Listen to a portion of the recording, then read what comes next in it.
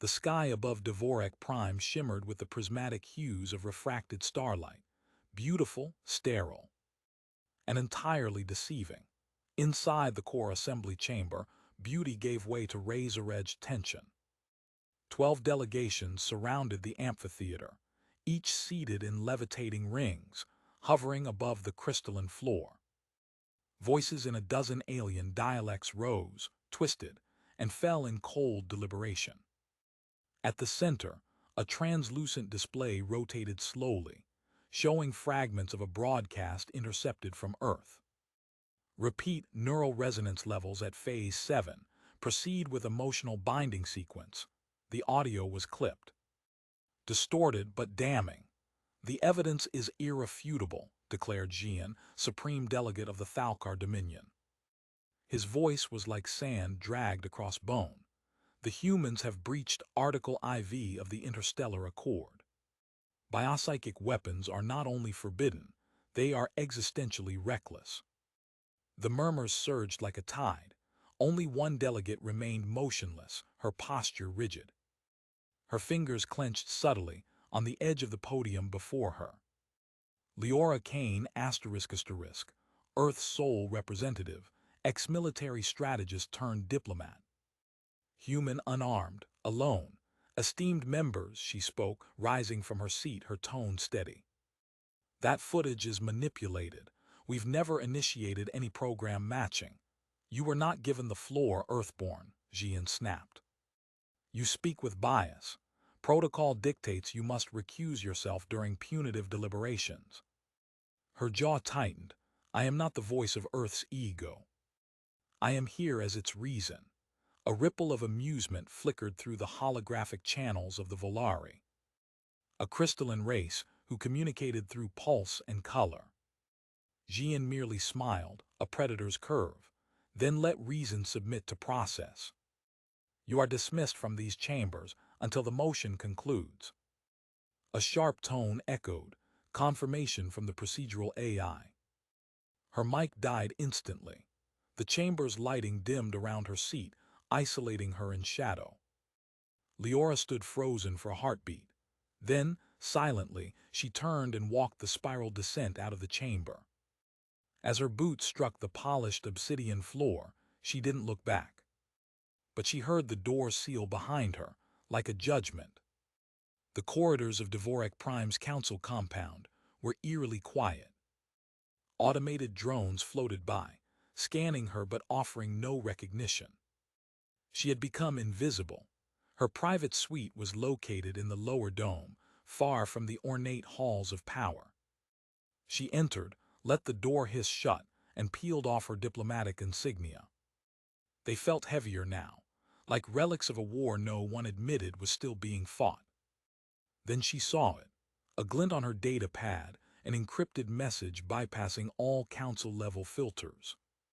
Sender unknown time-stamped, 7 minutes ago. Subject, the game begins. She opened it. This isn't justice. It's eradication dressed in ceremony.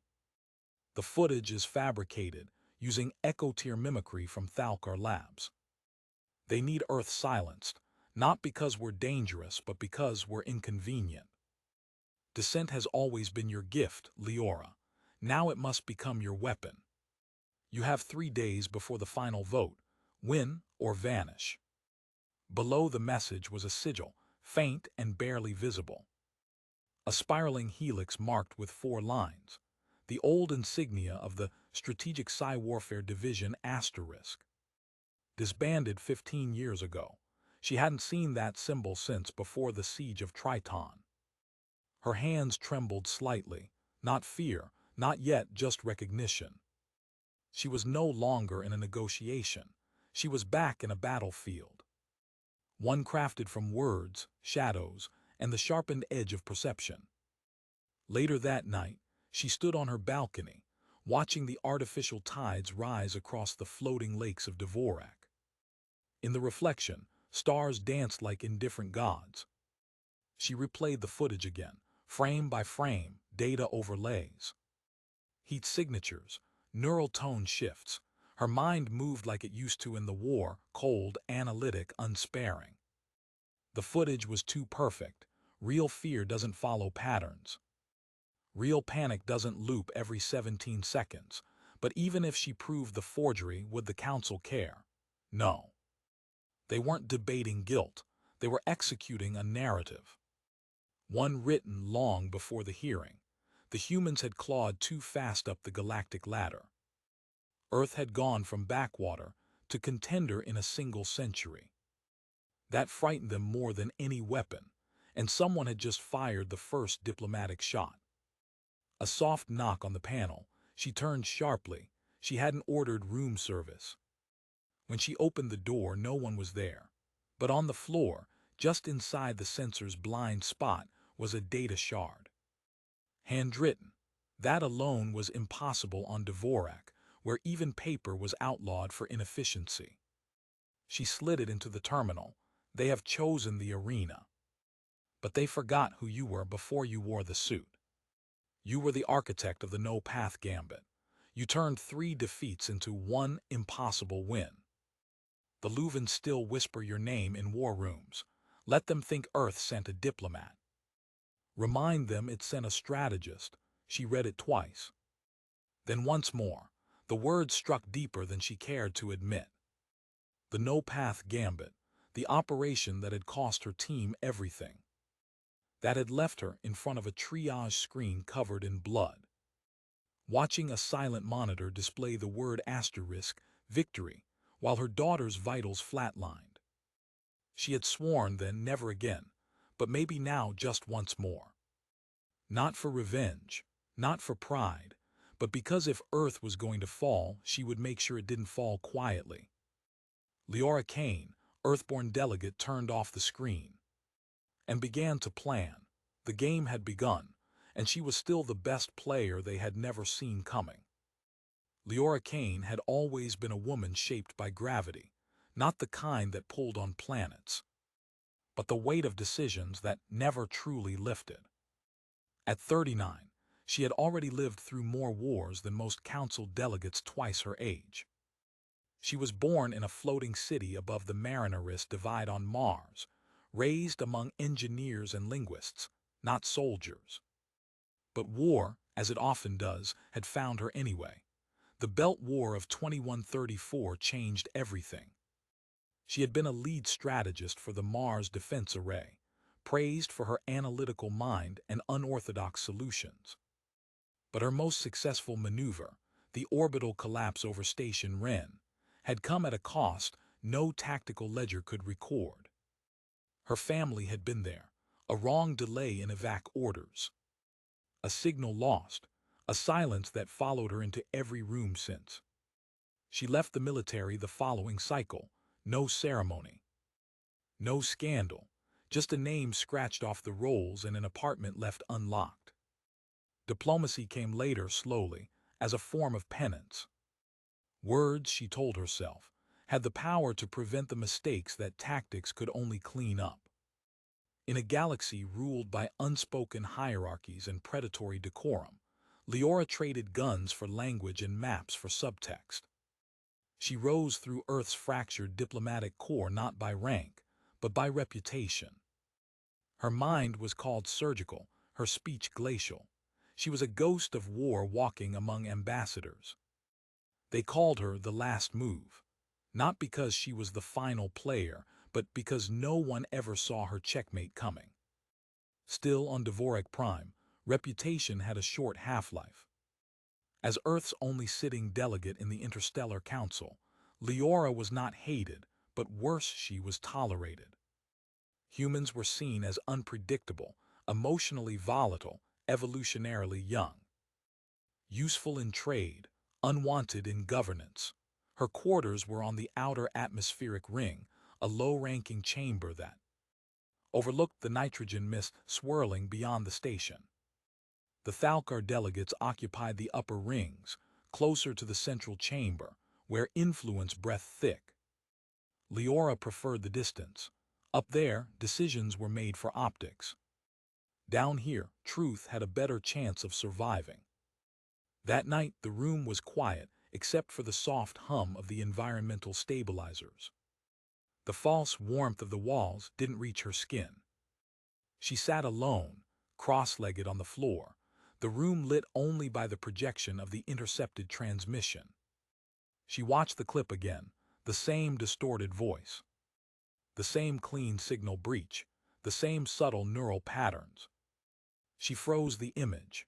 There, in the lower edge of the frequency curve, a harmonic signature too polished to be human. It shimmered just outside standard audio detection. But her implant parsed it instantly, Thalkar neuro-weaving. No one else on the council would spot it. Few species even had the receptors to interpret emotional wavelengths in weaponized signal broadcasts. Leora did.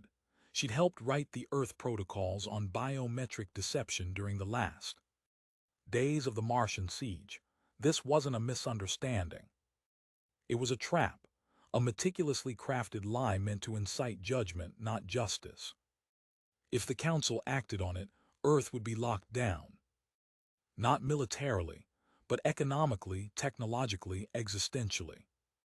The gates would close, the treaties would end, and humanity would become a cautionary tale about ambition outpacing evolution. And the Council would feel clean doing it, all because someone rewrote the truth. Leora leaned back against the wall, exhaling slowly.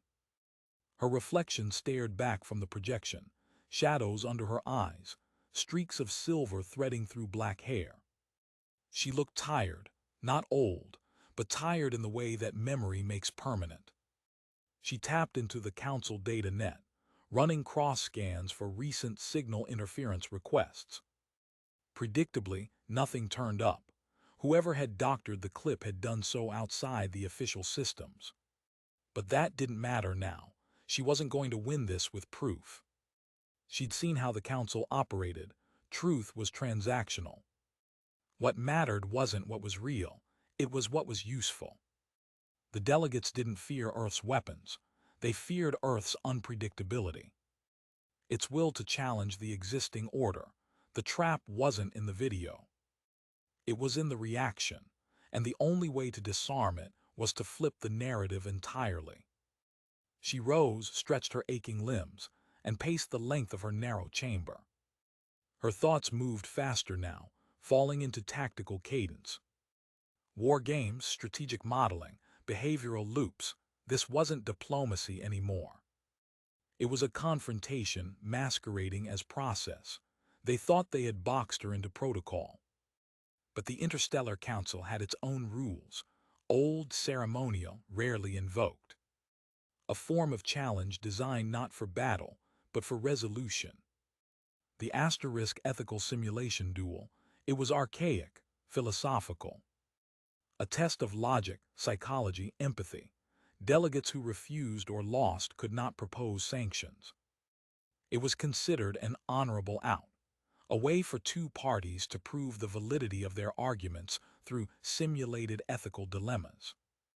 No one had used it in decades, but if she invoked it, it wouldn't matter who believed the video.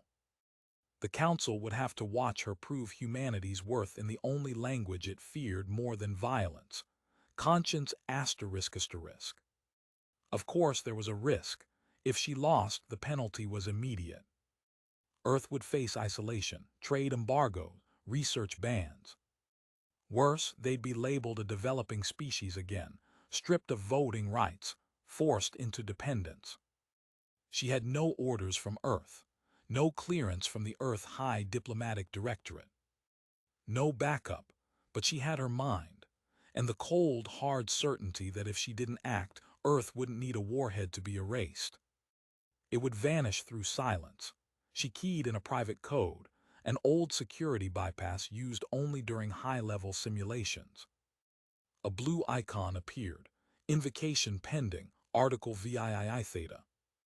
Duel of ethical judgment. Confirm. She hesitated for half a breath. Then pressed asterisk yes asterisk. In that moment, Leora Kane ceased being a delegate. She became a player in the oldest game of power, and somewhere, in the upper chambers of Dvorak Prime. Jian would soon learn that the human they dismissed as soft-spoken and politically toothless had just challenged him to a battle not of force, but of intellect, and she did not intend to lose. The chamber of Subcommittee 12 smelled faintly of ozone and recirculated judgment. 12 beings from 6 species sat around a curved obsidian table, their forms shifting under artificial gravity. Their gazes devoid of warmth. Liara stood alone at the center.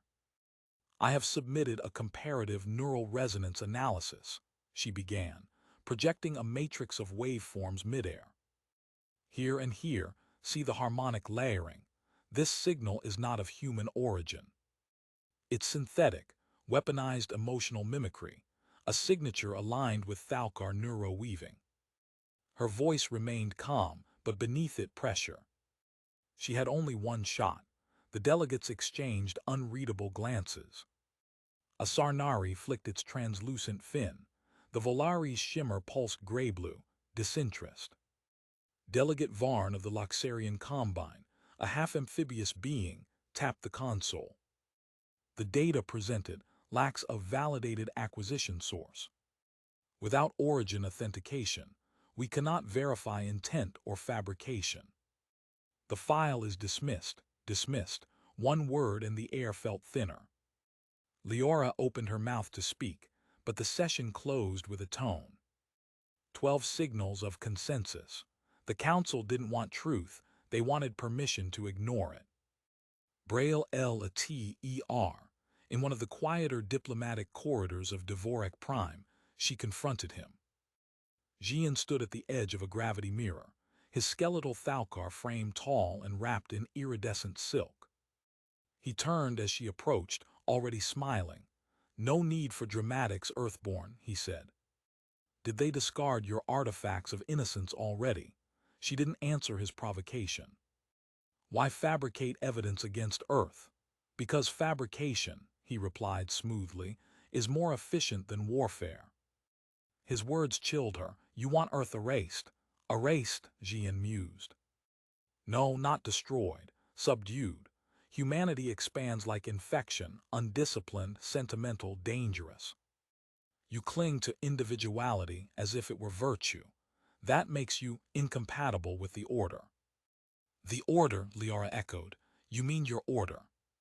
"The one where Thalkar control every gate in the Sol frontier."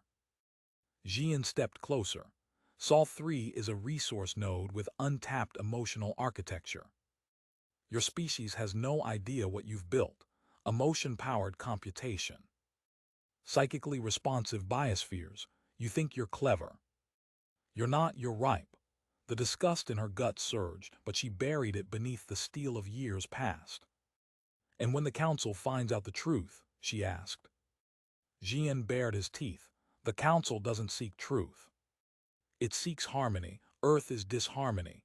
For a moment, silence hung between them. Then he said, "You're out of moves, Liara. Unless—" He gestured toward the alcove of the Hall of Origins, a chamber. Rarely visited, its golden archways dimmed with age. "Unless," he repeated, "you invoke trial by Ethica asterisk. The simulation duel." Her eyes narrowed. "That law hasn't been used in over 100 years." "All the better," Jian said. "Dusty traditions have power, do they not? The duel is sacred. Ancient, if your species is as clever and ethical as you claim, perhaps you'll survive it." He paused, letting the challenge settle. "If you win, the charges against Earth are voided. The motion to sanction dies. And if I lose," his voice lowered, "Earth is isolated, decommissioned, and stripped of advancement rights for 2 centuries. Your kind fades into irrelevance, quietly, painlessly." She held his gaze unflinching. "Why offer this, Jian? Why not push the motion through?" "Because," he said, leaning in, "I want to break you in a way words can't. I want to watch you drown in the same illusion you peddle, asterisk that morality can. Stand against power." Braille SHE walked back to her quarters in silence. Later that evening, 2 envoys arrived at her door, both from council-aligned worlds. One was Talvek, an Arcanian with smooth white skin and voice like falling water. The other Risha, an avian thought hybrid from the cloud-laced Confederacy. They were old contacts, once allies. You can't do this, Risha said immediately. No human has ever survived an Ethica duel. The neural strain alone. You will lose, Talvik added more gently. They will shape scenarios you've never encountered. Your mind will fracture under sustained ethical inversion. Leora didn't argue. She poured tea, synthetic, bitter, earth-grown, and let their concern wash over her like ritual. Why not simply wait? Talvik asked. Earth could issue a plea. Delay the vote, offer concessions. Because they've already decided, she said quietly. They want Earth afraid. I won't give them that. Risha tilted her head. You'll stand alone, Leora looked up. I always have. Braille WHEN they left. She sat alone in the dark. The walls of her suite seemed smaller than before. Though she knew it was just her heartbeat pressing at the edges of the room. She accessed the ancient protocols. The duel would take place inside a full-spectrum simulation environment. Constructed from archived scenarios, psychological stressors, and unresolved moral paradoxes. Delegates would observe, not to vote but to judge performance. Outcome was not based on winning, as humans understood it. It was based on asterisk demonstrating alignment with ethical consistency, adaptive empathy, and moral clarity under duress asterisk. It was not a test of intelligence, it was a test of identity. And Jian had one advantage she did not. He believed entirely in his cruelty. He would not break, she would have to bend without shattering. Leora sealed the invocation. It was formal now, irrevocable. Within 24 hours, she would stand before the assembly again, not as a diplomat, but as a representative consciousness within the Ethica arena. They would feed her mind dilemmas, and she would answer with her soul. Braille SOMEWHERE above her, Jian prepared too, but not with fear. With certainty, and somewhere deep within the archives of the Council, a system once dormant blinked awake, a simulation core. Still carrying the psychic echoes of every soul who had ever stood trial within it. It whispered, waiting for the next player, waiting for the one who dared believe that morality was not weakness, but the final strength of the truly evolved. Leora Kane exhaled and began to remember who she once was before the uniform, before the scars. She would go in not just as Earth's last hope, but as asterisk its memory asterisk. The chamber for the duel of Ethica was deep beneath the surface of Dvorak Prime, shielded in layers of ionized alloy and cognitive dampeners. Unlike the council amphitheater above, this space was devoid of pageantry. Here only the mind mattered. Leora lay motionless within the simulation cradle, neural links grafted to her temples and spine. Around her, 6 council observers floated in soundless suspension, their forms blurred behind translucent shielding. On the opposite side of the chamber, Jian reclined in a similar pod. His elongated skull, encased in a helmet bristling with bionerve connectors. The lights dimmed, the duel had begun, and consciousness unraveled. Braille THE first scenario unfolded like a waking dream. A small planet, Chiral IX, gripped by a synthetic plague. 3 sentient species cohabited its continents, but only one supply of antidote remained. Not enough for all, barely enough for one. The system presented the parameters. Jian moved first. His projection stoic, glistening in ceremonial Thalkar armor, delivered a decisive directive. Inoculate the strongest species, the most advanced. The species capable of repopulating swiftly and maintaining planetary infrastructure. Efficiency, he said aloud, voice resonating across the simulation's fabric. The moral choice is survival at scale, minimize collapse. Preserve future productivity. The system acknowledged the decision. Probability matrices lit up. Rapid recovery, social disruption contained, projected return to baseline civilization in 12 cycles. Then it was Leora's turn. Her projection stepped forward, no armor, only a weathered uniform and steady eyes. She surveyed the scenario, the cultural data, the communication logs of the three species. One detail caught her attention. Each group had fragmentary knowledge of the cure, but lacked the means to synthesize it independently. She made her choice. She split the supply not by need nor by strength, but by knowledge. She administered doses to scientists from all three species, carefully selecting individuals who could collaborate and reconstruct the cure from memory and residuals. Her voice was quiet: teach them to heal each other. Not everyone survives, but the survivors will never forget how they did. The outcome was slower, messier, more lives lost initially. But cooperation bloomed, intercultural networks formed. In 50 cycles, Chiral IX became a tri-species research hub, producing vaccines for 10 systems. The system rendered the results: effectiveness index short-term, 72% ethical resilience long-term, 94% projected socio-cultural uplift, high stability forecast multi-generational. Sustained * council observers began murmuring through encrypted comm channels. Not in words, but through tone, tension, signal shifts. Xian's projection turned sharply toward her. You sacrificed millions in a bet on sentiment, he spat. Had you acted as I did, casualties would be halved. Leora didn't flinch. And had I acted like you, the survivors would become their executioners next time. His voice rose, metallic with contempt. This is exactly why Earth is dangerous. You trade logic for emotional theater. She looked directly into his fractal eyes. You chose the rules, Xian. I'm just playing the game. The system chimed once, an acknowledgement of round completion.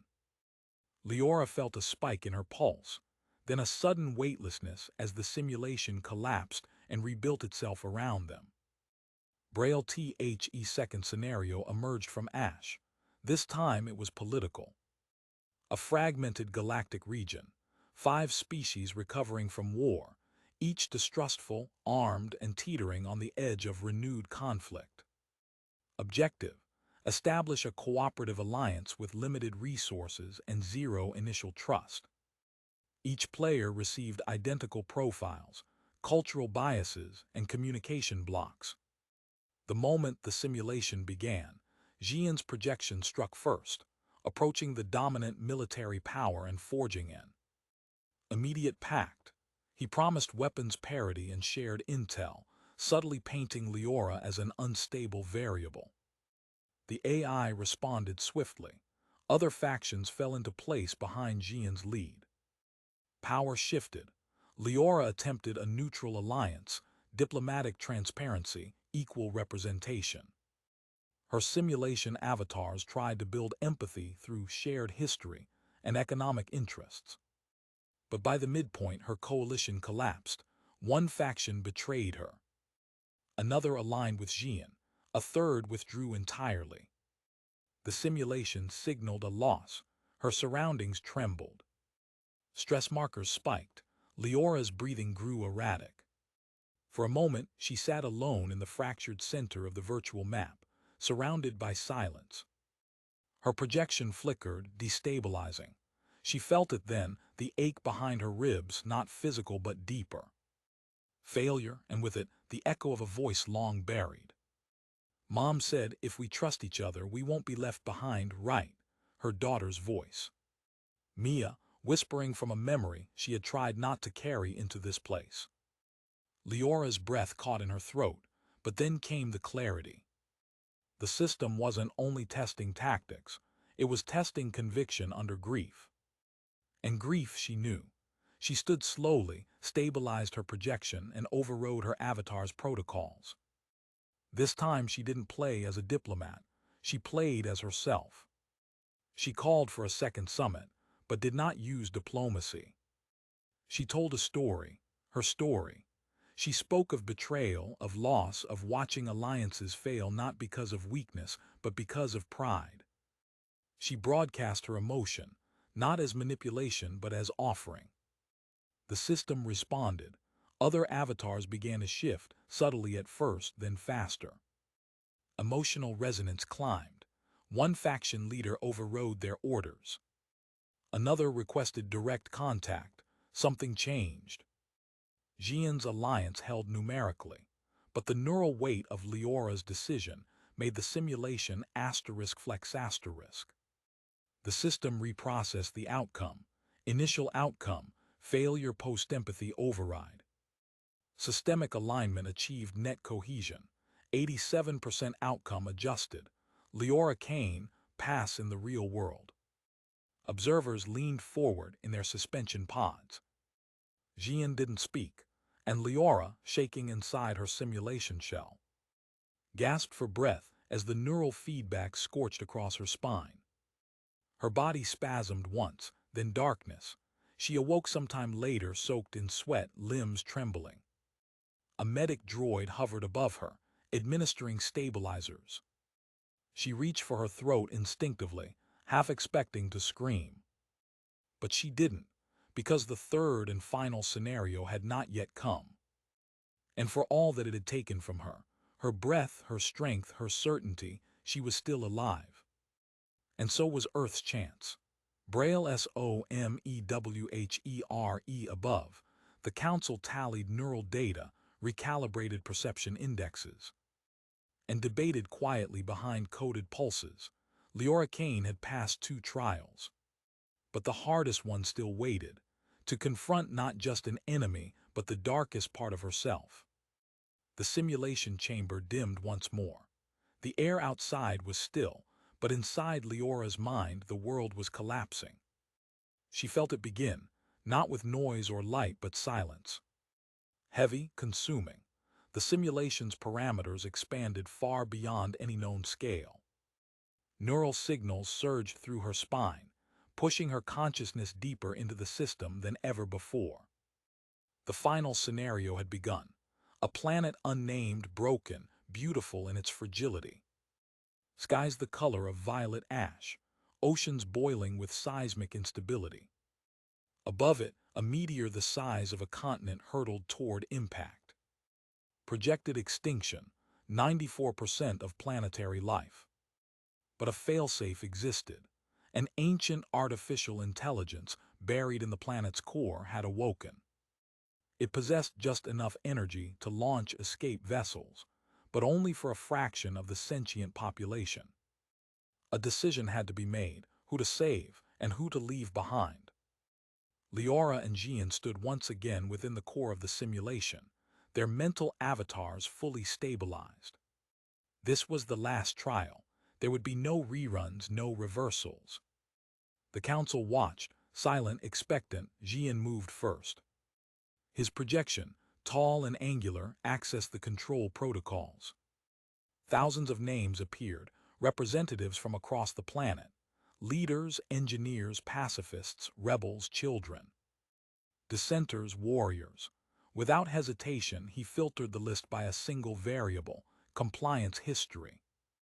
Those who had submitted to the planetary authority. Those who had never protested. Those who followed the system. With a flick of his hand, he locked in the selection. These are the ones who understand order, he said. They will rebuild, they will obey. He stepped back, eyes gleaming. Now it was Leora's turn. Her projection paused, longer this time. She stared at the data, watching the faces, the names, the lives reduced to fragments of code. Then she searched and filtered, not by obedience, but by resistance. She selected those who had once rebelled, protested, spoken out against authority, even when it cost them everything. The ones I choose, she said slowly, are those who once stood against me. Xian tilted his head in disbelief. You would save your enemies. No, she replied. I would save those who have proven they can change. The ones who challenged power, who may become wiser for it. You save those who obey. I save those who might one day question.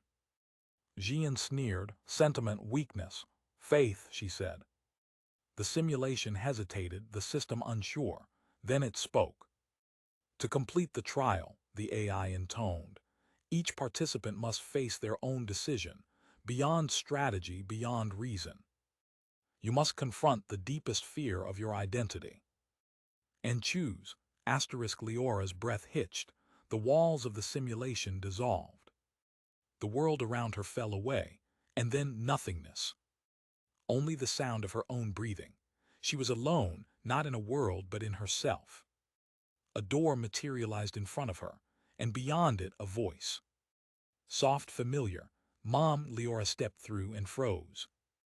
In a small room, a recreation of her daughter's bedroom on Mars, stood Mia. 7 years old, wearing the same navy sweater from the day she died. The same uneven ponytail, the same broken smile. You left us, Mia said.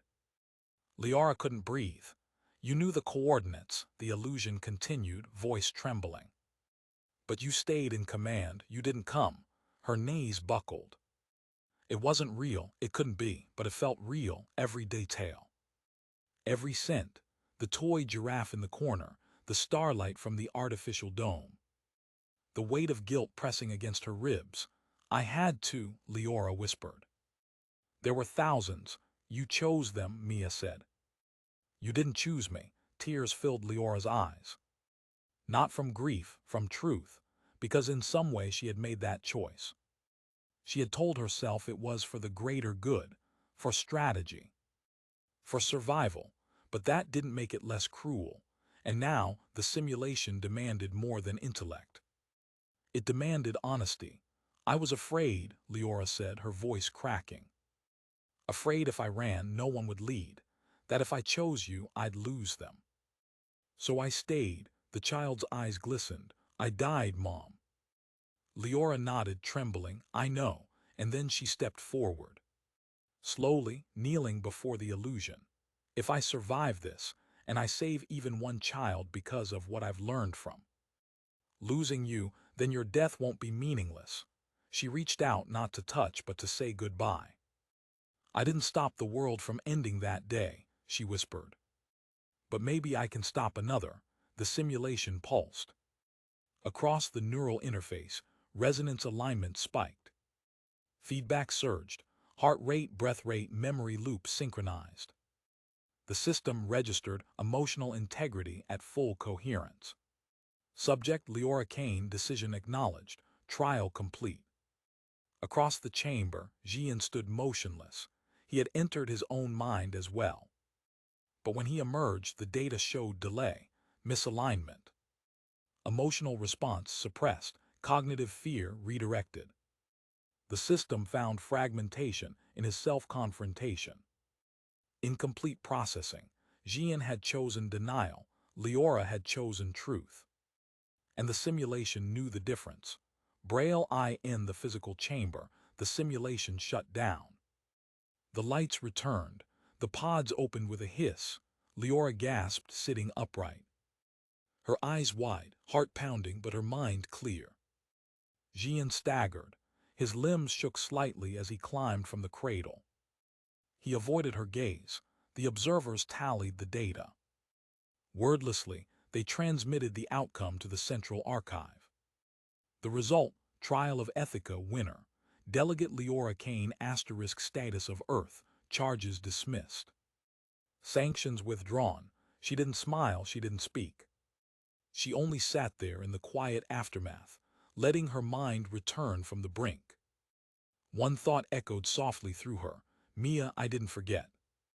And somewhere beyond Dvorak Prime, a planet called Earth exhaled. Unaware that it had just survived not by force, nor by argument, but because one woman had chosen to trust even those who had once betrayed her, and had found in her deepest wound the strength to forgive. The decision came without spectacle. There were no explosions of light, no fanfare, no dramatic declarations. Only a single pulse from the central core of the Interstellar Council, a tone that echoed through the crystalline walls. Of Dvorak Prime, the outcome was official. All charges against Earth are dismissed. Status cleared. Category neutral, no intervention. Silence swept across the chamber, deeper than anything Leora had felt during the trials. It was the silence that followed uncertainty, the space between decisions and their consequences. And then the murmurs began, the flutter of subvocal chatter, encoded signals, shifting shades of ambient light among the alien delegates. No one celebrated, no one congratulated her, but no one questioned the result. Jian remained seated for a few seconds longer, unmoving. His eyes were unreadable, cold and still, like glass stretched over regret. Then, without a word, he stood. His silk-trimmed robes trailing behind, he walked through the exit corridor, ignoring every gaze upon him. By council protocol, a defeated challenger who failed an Ethica trial lost speaking rights for 10 galactic cycles. For a Thalkar leader, it was more than a disgrace. It was erasure from the decision-making voice of his species. He would return to Thalkar space not as a strategist, but as a shadow. Braille L-A-T-E-R. Leora returned to her room on the atmospheric ring. The lights were soft now, no longer flickering red. No surveillance beams, no silent intrusions, just stillness. She sat alone in the chair by the window, facing the galactic map projected across the dome ceiling. There it was, Sol 3, her home, now marked in pale green, a label blinking faintly beside it. Asterisk neutral, no intervention, not a mark of alliance. Not a badge of power, but freedom, no sanctions, no accusations. No silent embargoes strangling the future. Earth would not rise suddenly, but it would rise in its own time on its own terms. And maybe that was the greater victory.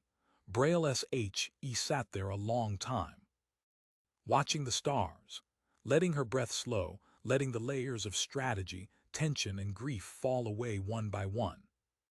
She had no medals, no public praise, just the knowledge that she had kept a promise. To her people, to her daughter, to herself.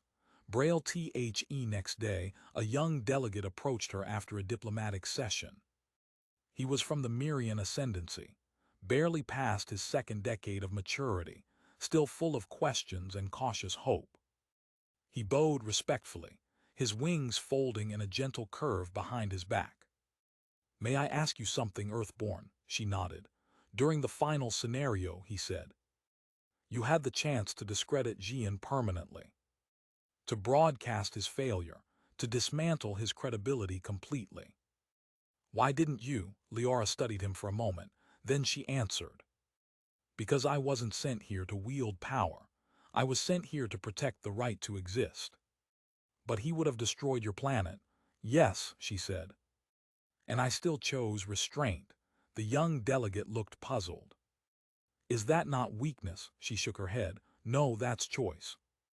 And choice is what makes us more than survival machines." She stood, offered a faint smile, and walked away, leaving the words to settle where they would. Braille THAT night, in her room, she sat before the console and opened a private channel to Earth. The encryption glowed gold, reserved for high-level transmissions. But this wasn't a report, this was a message. She leaned forward, pressed record asterisk. Her voice was soft. "If this finds its way home, then let it be known that Earth still stands. We were tested, not with weapons, but with the weight of who we are. And we remembered." A pause, her fingers tapped the table. She continued, "We weren't the strongest, we weren't the oldest. But we were willing to listen, even to those who hated us. We were willing to believe that change is possible." Her voice wavered just once. "I don't know what Earth will become after this. I don't know if I'll be remembered, but if one day we vanish from the archives of the galaxy, let someone whisper this truth." She looked up at the stars beyond the dome. "That there was once a woman who wagered everything, not to win, but to be heard." She ended the recording and let the silence close in. But this time it was not the silence of defeat, it was peace. The kind that lingers after a storm, when everything broken is still standing, and somehow stronger than before. And somewhere far away on Sol 3, a signal would arrive. A quiet message, a distant echo, proof that someone had fought for them, not as a warrior, not as a conqueror, but as a voice. And that voice had been enough.